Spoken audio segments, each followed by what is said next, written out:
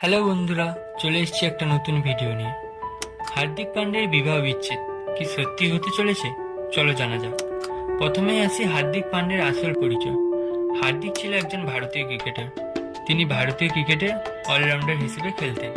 2016 সালে ভারতীয় ক্রিকেটে হার্দিকের অভিষেক হয়। হার্দিকের জন্ম 11ই অক্টোবর 1993 সালে গুজরাটের সুরাট নামক শহরে। তবে তার শিক্ষাগত যোগ্যতা সম্পর্কে কোনো ধারণাই পাওয়া যায়নি। হার্দিক পান্ডিয়া তার স্ত্রী নাতাশার মধ্যে বিবাহ বিচ্ছেদের ঘটনা বেশ কিছুটা গুজব উঠেছে। সম্প্রতি হার্দিকের স্ত্রী নাতাশা তার ইনস্টাগ্রাম থেকে পান্ডিয়া পদবী সরিয়ে ফেলেছেন, যা এই বিচ্ছেদের গুজব আরও বাড়িয়ে তুলছে। একটি প্রতিবেদনে বলা হয়েছে, নাতাশা নাকি হার্দিকের 70% সম্পত্তি দাবি করেছেন, কিন্তু হার্দিক পান্ডিয়া স্পষ্ট জানিয়ে দিয়েছেন যে তার সম্পত্তি বেশিরভাগটাই তার মা, বাবা এবং ভাইয়ের নামে করেছেন, যাতে পরবর্তীকালে তার সম্পত্তির বেশিরভাগটাই বাজেয়াপ্ত না হয়।